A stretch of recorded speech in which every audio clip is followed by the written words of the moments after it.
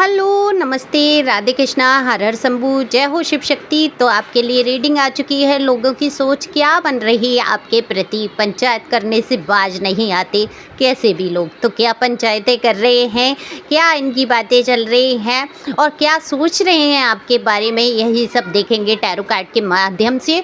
हो सकता है कुछ अच्छी बातें रही हों, हो सकता है कुछ निगेटिव बातें रही हों। तो अच्छी बातों को अपने पास करे रखेंगे और निगेटिव बातों को धुएँ में उड़ा देंगे। तो धुआँ मीन्स हवा में उड़ा देंगे। तो खुश रहने की भरपूर कोशिश रहेगी, चाहे जैसी भी बातें निकल के आएँ।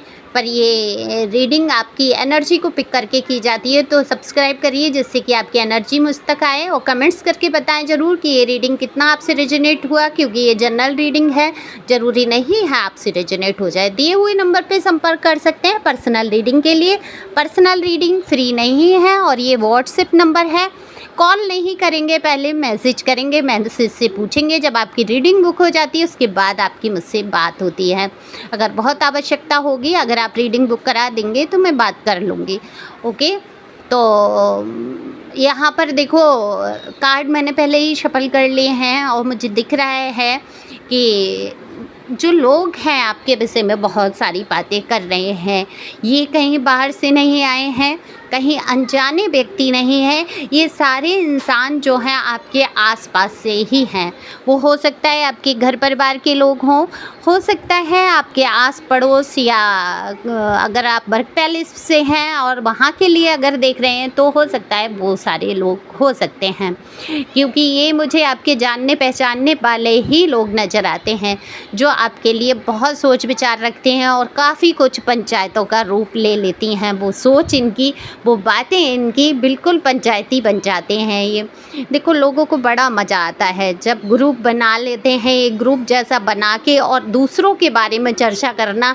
तो इससे बड़ा, कहते हैं ना, निंदा रस से बड़ा तो कोई रस समझ ही नहीं आता जीवन का लोगों को। तो जो फिजूल के लोग, मैं बिल्कुल फिजूल के लोगों को कहती हूँ, सॉरी अगर किसी को इस बात के बुरा लगे, क्योंकि ये बिल्कुल फिजूल के, बिल्कुल ठल्लुआ लोग होते हैं जिनको सिर्फ दूसरों की बातें करनी होती हैं।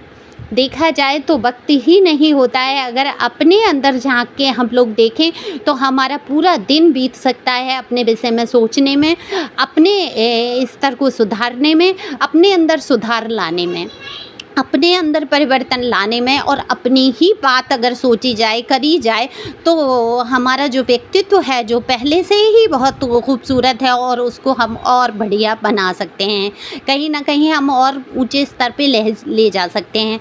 तो ये सोच इन लोगों के मन में बिल्कुल नहीं आती है। ये सिर्फ दूसरों का ये देखने में लगे रहते हैं कि कौन क्या कर रहा है, किसके जीवन में क्या चल रहा है, और इन्हीं बातों में डूबे रहते हैं, उसी सोच में डूबे रहते हैं। तो अब बात हो रही है यहाँ आपकी कि आपके प्रति क्या सोचते हैं। तो सबसे बड़ी बात है, इनको तो चाहिए बातें, तो आपके जीवन की हर एक बात की खोजबीन निकालते रहते हैं, पूछते रहते हैं लोगों से कि अब क्या चल रहा है आपकी लाइफ में, अब क्या, कैसे आप कर रहे हैं सारी चीज़ें। तो देखो, आपकी पर्सनल लाइफ के बारे में भी बहुत यहाँ पर चर्चा की है। आपको कुछ ना कुछ ऐसी बात बोलेंगे जिससे कि आपको शर्मिंदगी महसूस हो जाए, कुछ ऐसा घटनाएं आपके जीवन की ले लेंगे जिससे कि आपको नीचा दिखा सके, और उसी के बारे में पंचायत करना शुरू कर देंगे और आपके बारे में कुछ अच्छा नहीं सोच पाते हैं कई लोग। लेकिन ऐसा बिल्कुल भी नहीं है कि सारे लोग नेगेटिव सोच रहे हैं। यहाँ पर बहुत सारे लोग मुझे अच्छा भी सोचते हुए प्रतीत होते हैं। तो बिल्कुल बहुत सारे लोग हैं जो आपके वेल विशर हैं, आपके बारे में सोच रहे हैं। लेकिन कितना भी कोई अपना हितैषी हो, अगर हम उसको अच्छी शिक्षा दे देते हैं, एक आपने कहावत सुनी हो कि सीख दई बंदर को और ब्याह का घर जाए, तो वैसी वाली पोजीशन आपकी कहीं ना कहीं आ जाती है। जैसे लोग आपसे बात शेयर करना चाहते हैं, उनको अच्छा लगता है आपसे बात करना और आपसे बात शेयर करते हैं, और उन बातों में अगर आप कोई सजेशन या सलाह उनके बिना मांगे अगर आप दे देते हैं तो आपको कहीं ना कहीं बड़बोला समझ लेते हैं, या उनको नहीं चाहिए आपकी सलाह। तो वो कहते हैं कि आप अपना ज्ञान ध्यान ज़्यादा ही बखानने की कोशिश करते हैं। तो यहाँ आपके अपने भी कुछ ऐसे लोग हैं जो आपका ज्ञान बिल्कुल भी सुनना नहीं चाहते हैं। वो चाहे छोटे भी हो सकते हैं आपसे, उम्र में बड़े भी हो सकते हैं। अगर आप किसी को उनका सही मार्ग या रास्ता दिखाने की कोशिश करते हैं, तो वो लोग बिल्कुल सुनना नहीं पसंद करते हैं। वो सिर्फ़ अपनी बात कहना चाहते हैं, आपसे सलाह या राय नहीं माँगना चाहते हैं। और आप हैं दिल के बहुत सच्चे इंसान, प्योर सोल, तो आप जब देख रहे होते हैं कि इस समस्या का ये हल निकल सकता है, जैसा कि आप चाहे अपने लिए नहीं सोच पाते हैं, लेकिन आप बहुत जल्दी परिस्थितियों को भाँप कर कुछ ना कुछ सॉल्यूशन आपके पास हमेशा रहता ही है समस्याओं से बाहर निकलने का। तो आप बता देना चाहते हैं एक परोपकार के तौर पर, एक अपनेपन के तौर पर, लेकिन लोग देखो, हर इंसान की सोच अलग-अलग है। ज़रूरी नहीं है आप सरल बुद्धि से सोच रहे हैं तो सामने वाला भी सरल बुद्धि से ही सोचेगा। हर इंसान की मानसिकता अलग है। तो वहाँ पर आपको कह देते हैं कि आप अपने ज्ञान का बहुत दिखावा करते हैं और आप ज़बरदस्ती सलाहें थोपने की कोशिश करते हैं, अपनी ही बात मनमानी की, अपनी ही बात का श्रेय रखने की बहुत ज़्यादा कोशिश करते हैं। तो कई बार इस बात को लेकर आपके लिए बहुत सारी बातें हुई हैं। तो पंचायत शब्द मैंने इसलिए रखा कि पंचायत क्या है, 10 लोगों के बीच में बैठ जाना और बातें अपने अपने विचारों को प्रस्तुत करना। तो आपके खिलाफ ये ऐसे विचार रखने की कोशिश करते हैं। अब यहाँ आपको देखने की ज़रूरत है, क्या ऐसा होता है कि आप दूसरों के सहयोग के लिए उनसे बिना मांगे उनको सलाह दे देते हैं?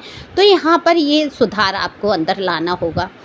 फ्री में तो किसी को एडवाइस भी ना दो, सीधी सी बात है। फ्री में आज की दुनिया में कुछ नहीं मिलता है और जो दे देता है उसकी वैल्यू नहीं रहती है। तो बिल्कुल अपना समय जो है कीमती समझिए और उस समय की कीमत को समझते हुए किसी को ज़रूरत नहीं है कुछ एडवाइस करने की। जिसको समझ आएगा एक बार में, कहते हैं ना कि एक बार समझाओ, 2 बार समझाओ, तीसरी बार में भगवान के भरोसे छोड़ दो कि अब होए सोई जो राम रच राखा। वो चाहे आपका बच्चा हो, आपके घर परिवार का कोई सदस्य हो, उसको फिर ईश्वर के हवाले कर देना चाहिए। क्योंकि ईश्वर ने जो निरूप लिया है, जो सोच लिया है, उसको मार्ग वो दिखाकर ही रहेंगे। हो सकता है ठोकरें लगे, आप बस बता सकते हैं, कह सकते हैं, लेकिन करने वाले तो सब ईश्वर ही हैं। फिर सारा कुछ उनके ऊपर सुपुर्द कर दीजिए। तो सबसे बड़ी बात ये है कि आप अपने ईश्वर को जो है बहुत शुक्रिया अदा करें। पल पल मैं कहती हूँ, हर बात का आप शुक्रिया अदा करें कि आपको ये ज्ञान आ सका और आपके अंदर ये जो शांति है, जो अनुभव आप करते हैं, जो आपने ज़िंदगी के कई तूफ़ानों से गुजर कर जो सीखे हैं आपने अनुभव, और आज जो कुछ भी आप कर पाते हैं उसके लिए हमेशा शुक्रिया अदा करें ईश्वर का। देखो, यहाँ पर लोग ये भी देखते हैं कि आप कैसे उन्नति कर रहे हैं, कैसे आपके लिए कहते हैं अरे इंसान ये तो बहुत आगे बढ़ गया, इसके पास तो बहुत कुछ हो गया, ये तो बहुत, मतलब एक तरीके से आपके लिए ऐसा सोचते हैं कि आपको बिना मेहनत सारा कुछ मिलता जा रहा है। आपके संघर्ष को नहीं देखा, आपकी उन परेशानियों को, उन विपत्तियों को इन लोगों ने नज़रअंदाज कर दिया जो आप उठा सके।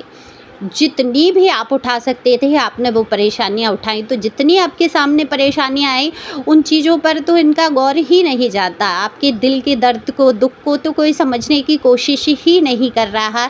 लेकिन आप जो आज कर रहे हैं, जो ईश्वर की ब्लेसिंग आपके ऊपर बनी हुई है, या आपने अपने आप को जो समेटा है, वो सबको दिखता है कि अरे इसके पास तो बहुत सब अच्छा है, परिवार अच्छा है तो परिवार के लिए, आप खुद में स्वयं में अच्छे हैं तो स्वयं के लिए।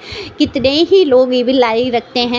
कहते हैं ना कि नज़र भी हो जाती है, ज़्यादा लोगों को अपने बारे में बताना शुरू कर दो कि हाँ हमारे पास इतने पैसे हैं। रोते भी मत रहो कि हाँ हमारे पास कुछ नहीं है, कुछ नहीं है। तो फिर ईश्वर सुनता है कुछ नहीं, ये कह रहा है तो इसको कुछ नहीं देना है, यानी कि ये मांग रहा है।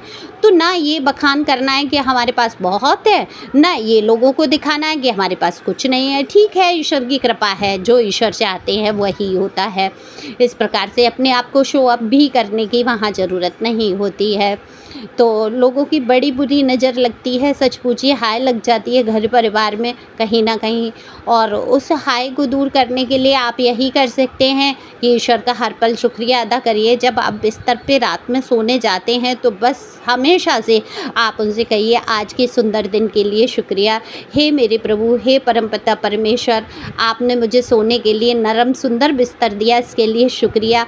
आज मैं भर पेट भोजन कर सका अपने परिवार के साथ बैठकर, इसके लिए शुक्रिया। आज लोगों ने मुझे बहुत सम्मान दिया, लोगों ने, ये आपकी ही कृपा है। है और उसके लिए शुक्रिया। हे ईश्वर, मैं सुबह कल का सूरज मैं देखूंगा, उसके लिए भी आपका शुक्रिया। तो इस प्रकार की प्रार्थनाएं आपको करनी हैं। जो जो आपको प्रार्थना में जोड़ना है आप जोड़ सकते हैं, क्योंकि परमपिता परमेश्वर जो है, ईश्वर जो है, वो आपके साथ हमेशा है और हमेशा सब कुछ उन्हीं का तो दिया है। ये शरीर, ये प्राण, ये जो सांस, ये हर चीज़ उनकी दी हुई है। तो उनकी अगर कृपा अगर आप देखने पे हैं तो लोगों की बातों पर, लोगों के विचारों पर, लोगों की सोच पर कोई भी आपका ध्यान नहीं जाएगा। तो आई होप आप समझ गए होंगे। इनको तो ये तो पंचायती लाल कहती हूँ मैं, ये लोग होते हैं, इनको खुद का ना ठिकाना है ना इनको ज्ञान है कि क्या करने आए हैं इस संसार में। ये बस दूसरों के बारे में सोचते रहते हैं और हमेशा उन्हीं बातों में लगे रहते हैं।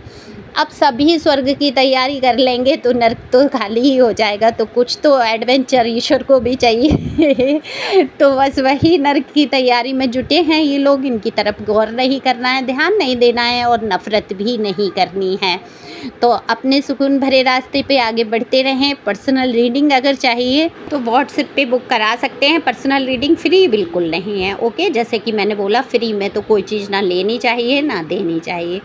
तो आई होप आप लोगों को ये रीडिंग पसंद आई हो। शेयर कर सकते हैं, सब्सक्राइब करिए, सुपर थैंक्स बाय कर सकते हैं और लाइक तो बनता ही बनता है। Thank you angel, thank you God, thank you प्यारे व्यूअर्स।